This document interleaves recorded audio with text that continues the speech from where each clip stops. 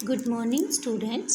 Let's continue our chapter Civilizing the Native, Educating the Nation.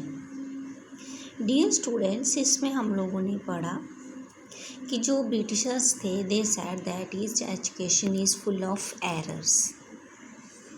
उसके बाद हम लोगों ने देखा कि जो इंडिया में जो पढ़ाया जाता था वो पाठशालाज में पढ़ाया जाता था और जो गुरु होते थे वो पढ़ाते थे, कभी वो पेड़ के नीचे, कभी अपने घर में, कभी मंदिर में, कभी मस्जिद में, मतलब कोई फ़िक्स प्लेस नहीं था और सभी बच्चों को, हर एक क्लास के बच्चों को इकट्ठे ही पढ़ाया जाता था।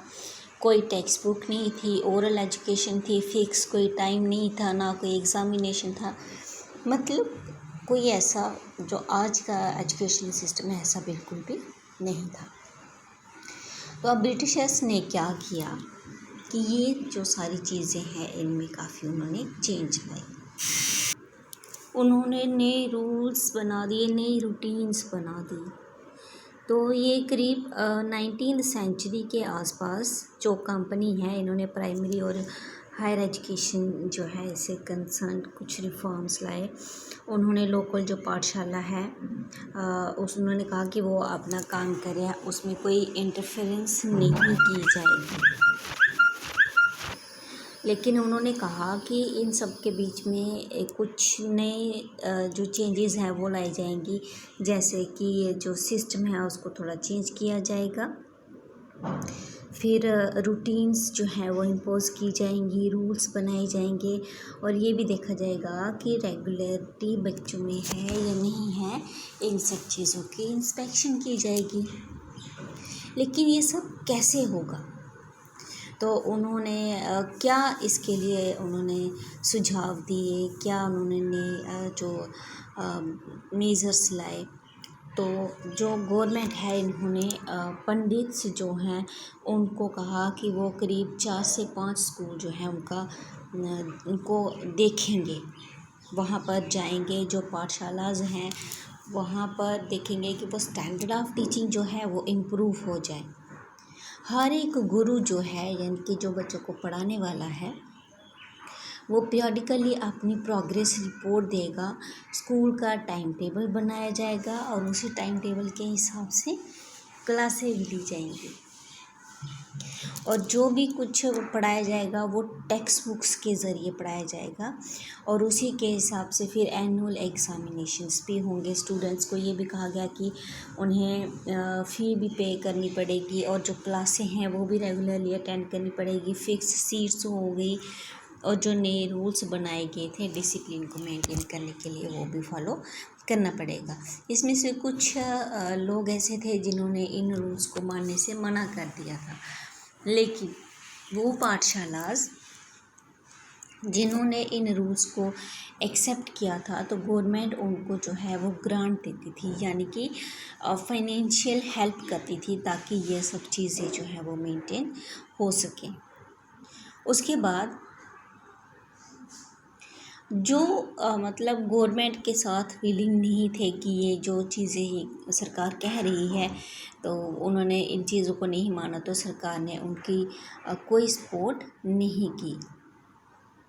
अब जो गुरु है जब उसने ये देखा कि वो इंडिपेंडेंटली इतना सब कुछ मैनेज नहीं कर पा रहा है, ऊपर से उसको फाइनेंशियल सपोर्ट भी नहीं मिल रही है, तो धीरे धीरे उसने भी जो गवर्नमेंट है उसके रूल्स मानना शुरू कर दिए और जो पाठशाला है वो रेगुलर हो गई और धीरे धीरे इस तरीके से सारी इंडियन एजुकेशनल सिस्टम जो ब्रिटिश एजुकेशन सिस्टम है वो सेट हो गया।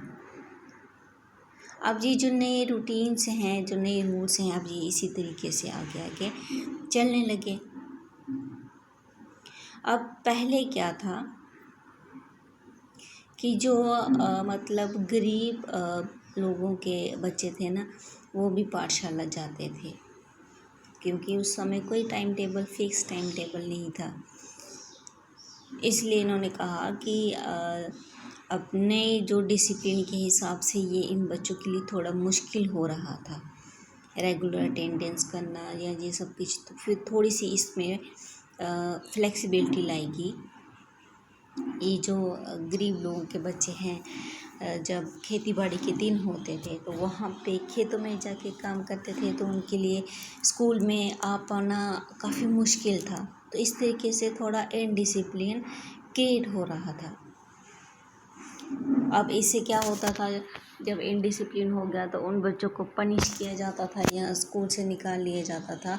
तो और जो गरीब लोगों के बच्चे हैं, उनकी जो पढ़ने की डिज़ायर है वो धीरे धीरे कम होती गई। एजेंडा फॉर नेशनल एजुकेशन, अब नेशनल एजुकेशन आ गई। अब जो ब्रिटिश ऑफिशियल्स थे, ये सिर्फ लोगों की जो एजुकेशन है उसके बारे में नहीं सोच रहे थे, वो ये सोच रहे थे कि ऑल इंडिया में ये जो एजुकेशन है ये कैसे फैलाई जाए, क्योंकि जितनी ज़्यादा वो एजुकेशन देंगे, यूरोपियन एजुकेशन देंगे, तो उनकी खुद की उतनी ज़्यादा डेवलपमेंट होने वाली थी। तो इसलिए they urge the British to open more schools, college and universities. इसलिए उन्होंने सरकार से कहा कि और स्कूल्स और कॉलेजेस और यूनिवर्सिटीज़ जो हैं वो खोली जाए और एजुकेशन के ऊपर पैसा खर्च किया जाए। इसके लिए काफ़ी जो है एफ़र्ट्स किए गए, कोशिश की गई, जो कि हम चैप्टर 9 में पढ़ेंगे। कुछ ऐसे इंडियंस भी थे जिन्होंने ये जो वेस्टर्न एजुकेशन है इसको एक्सेप्ट करने से मना कर दिया था। वो बिल्कुल ये नहीं एक्सेप्ट करना चाहते थे।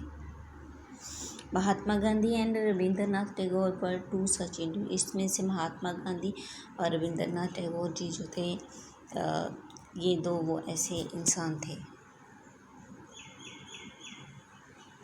ठीक है।